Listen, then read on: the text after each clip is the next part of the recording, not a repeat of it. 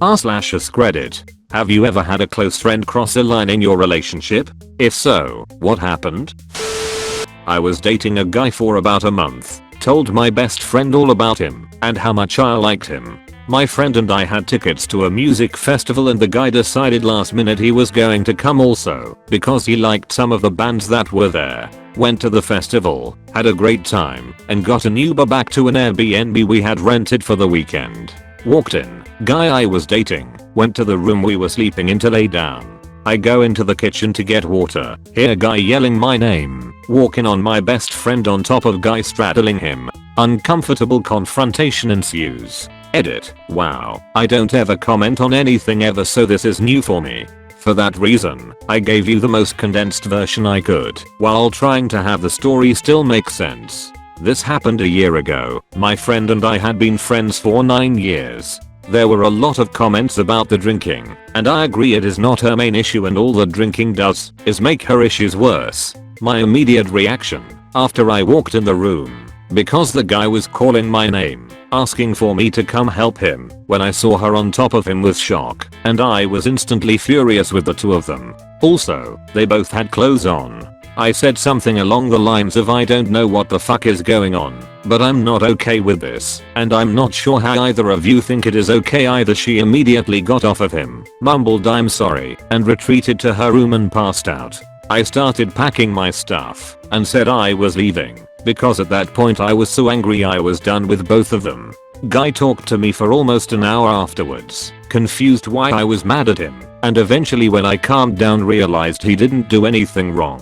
She came into his room unsolicited and called for me to come back the moment it got out of hand. I didn't talk to her for months afterwards. She contacted me and asked why I was being distant. I explained what happened. She didn't remember it, or so she claimed. It's taken a long time, but we are still friends. I've created more distance between us. We don't hang out as much, and I know now she is someone I can't fully trust. As for me and the guy, we have been dating now for 10 months.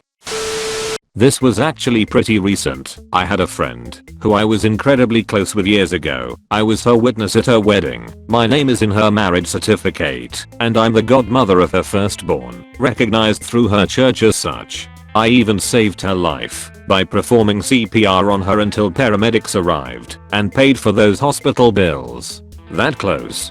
After she got pregnant with her second son, she completely removed me from her life. Deleted and blocked me on all social media, changed her number and effectively disappeared.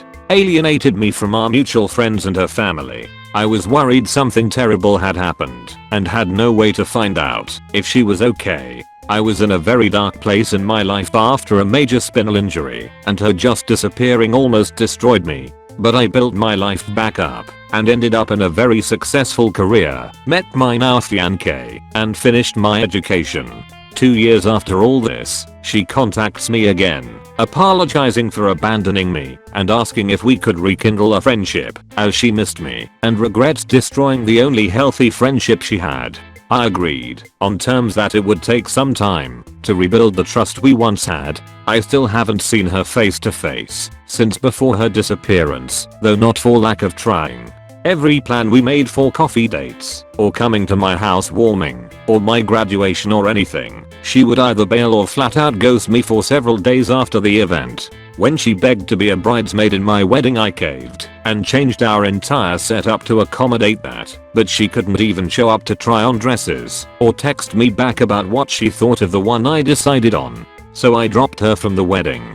Cue very cool, very infrequent conversations with her. Until one night, she texts me asking if she could call me for some advice. It's midnight on a work night, but I agree, and she goes on to tell me this wild and outrageous story of being emotionally, physically, and sexually abused by not only her husband, but several of his family members as well. I'm not one to ever doubt things like this, so I talked her through it and helped her come up with an escape plan for herself and her children. Helped her find a lawyer to contact and gave her info for local domestic abuse contacts. Made plans to come and extract her and her sons to get them to a safe place the next day and called off work to do so. She ghosted me again. I didn't know her new address, so I could go and find her, but I was incredibly scarred that something had happened if her supposedly abusive husband had found out somehow. A few days later she texts me like nothing happened. Being afraid she was stuck or acting out of fear, I tried to find it what was happening with the plans we had made, and she pretended that we had never spoken. Her husband was states away on a business trip, verified through social media, so that wasn't why. I investigated more and found out she lied about everything. Her life was normal and fine. She wasn't being abused. She claimed police reports and convictions against the other family members that through public record I was able to find were completely false. She lied about every single bit of it to get my attention back on her, and I don't even understand why. She wouldn't have to do anything like that to have my attention. If she just showed up to coffee dates, we could have still been friends. So I reached out to her family, let them know about what she had said, let them know I'm not in a place to help her, and told her I was unable to continue our friendship because of her erratic and selfish behavior.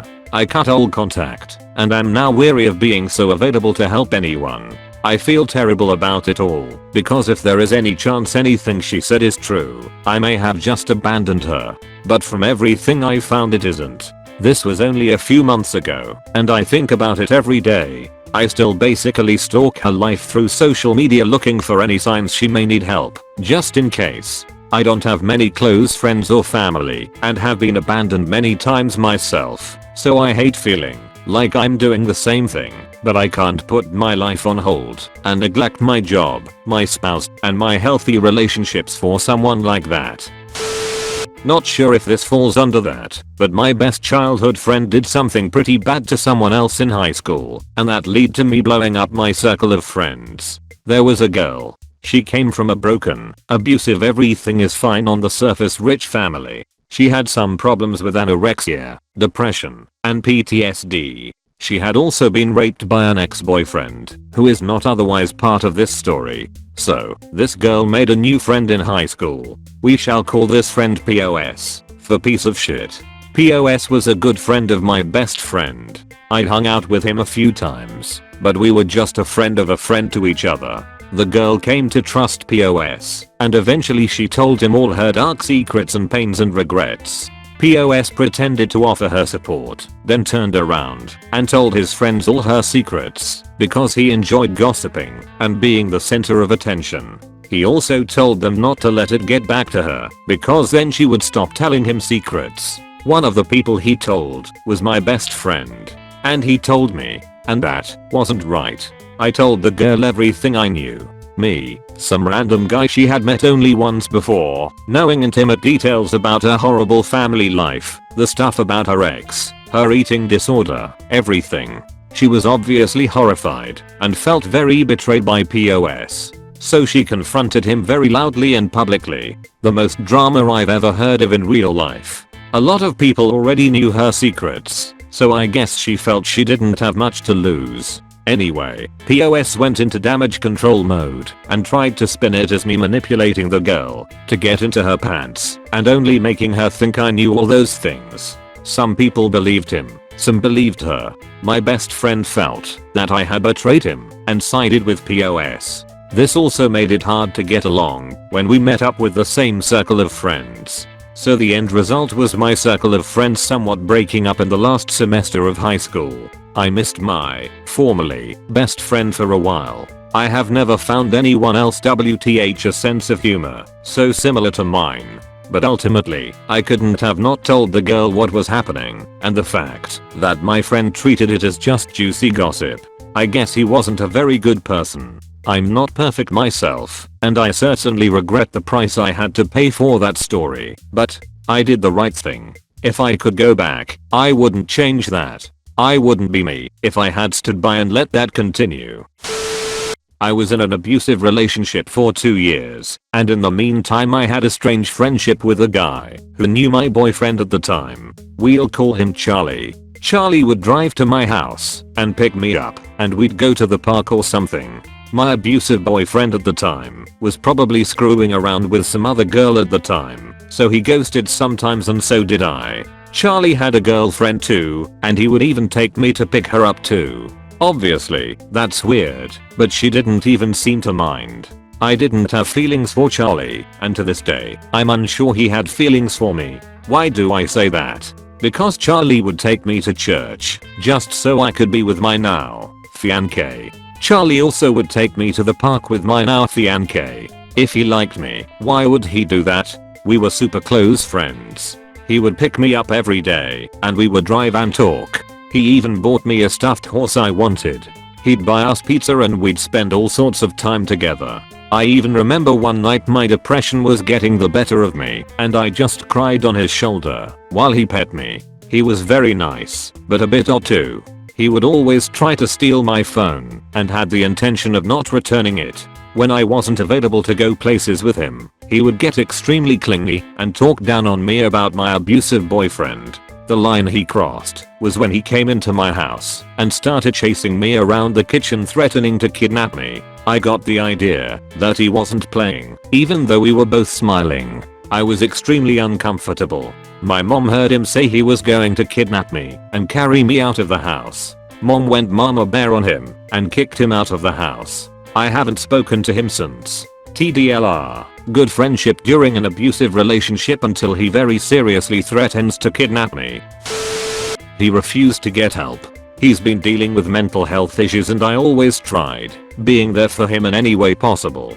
Always had him over when he needed, fed him when he had no food, looked past his situation to offer help for years. He tried to end his life a couple years back, went on psych hold for a few days, came back, acted like it never happened. Year later, he kicked out his then girlfriend because it wasn't fair for her to deal with his problems by sexting about 8 other girls. Again, still looked past everything cause he was my friend and he had no one else but me. Fast forward to a few weeks ago. He's texting his ex, whom her and I have became close due to always having to deal with this dude's issues. Tells her he's out looking for a nice view to go out the way he previously tried to go out. Reaching out to him, trying to keep him calm and talk him through whatever, finally decided to get his family involved because he was a danger to himself. Turns out, he was just messing with us and never even left the house. So, he comes over to talk,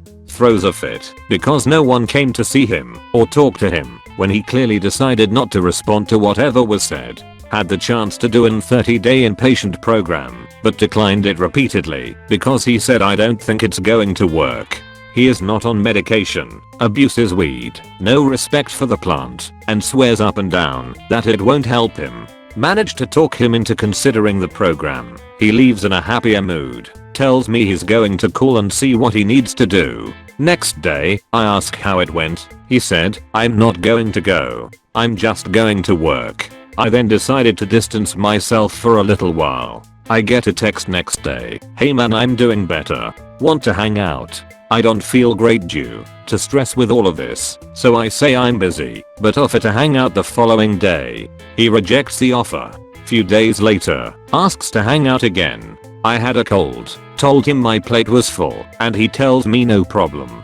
Few minutes later, he throws a fit by telling me, you'll end up like everyone else and get what you want from me, and I'll never see you again. All because I told him I was busy. At that moment, I realized everything I've ever looked past has been a mistake on my part. He's stolen from me, only used me for my resources. He's made a pass at an ex of mine, which I didn't find out until a year after the relationship ended. Constantly cheated on his ex/my friend, and now recently, started stealing from his sister and niece. That's just naming a few 10+ years of friendship down the drain. TL. Doctor, ex-best friend refused to get mental health help, lied about finding a spot to kill himself, still tried to help him, lied to my face saying he would get the help, never did, walked away from 10+ year friendship. Edit, added TL. Doctor. My best friend of 10 years. We grew up religious. I was actually her big sister/counselor at church when she was in middle school and I was in high school. We are about 3 years apart. We had a falling out for about 2 of those years when I got in a crappy relationship. However, we rekindled our friendship in late 2016.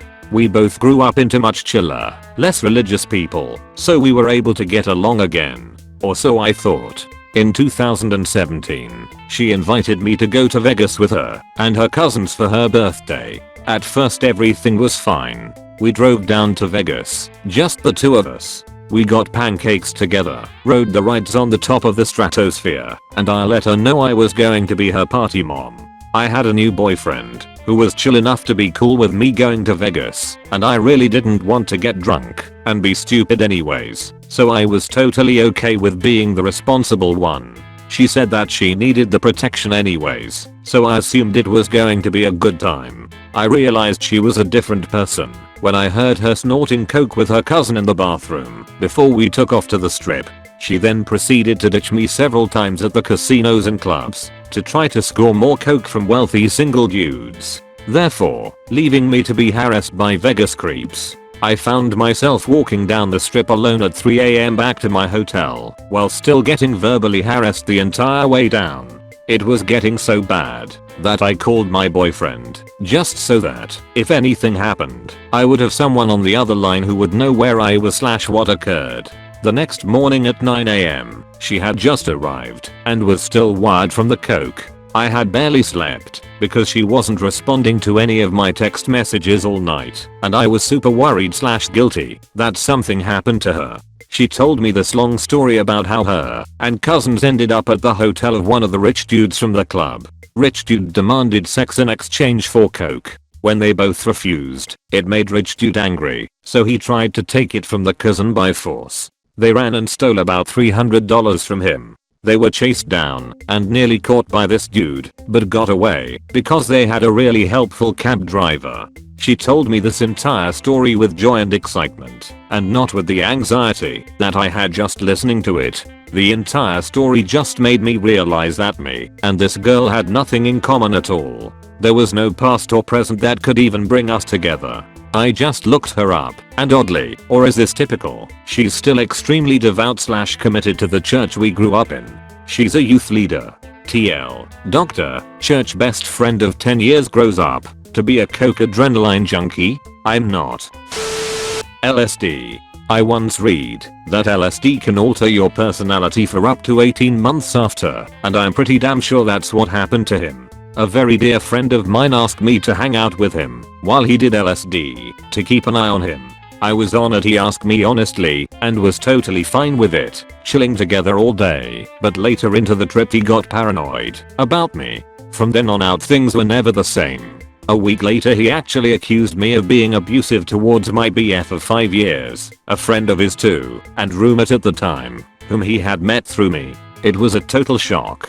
Clarification, I'm absolutely not abusive. After his claim, which had no evidence or even anecdotal legs to stand on, I did a lot of soul searching and asked my partner with tears in my eyes and our other friends who all responded the same way, WTF. After that event, we slowly realized that he, being B, had a huge crush on my BF, writing him poetry, etc., and this all stemmed from that. The crush seemed to be a recent development, and although I was understanding, my BF is a very attractive guy, I was more upset that he was actively trying to get my BF upset by calling me controlling / manipulative / abusive, all stemming from the fact that I spent more time with my BF than he did, and he was wildly jealous. My BF wanted nothing to do with him anymore too, which of course was blamed on me. Still, a month goes by, and we had a conversation to try and resolve some issues, which ended with, agree to disagree. About what? The kind of person I am.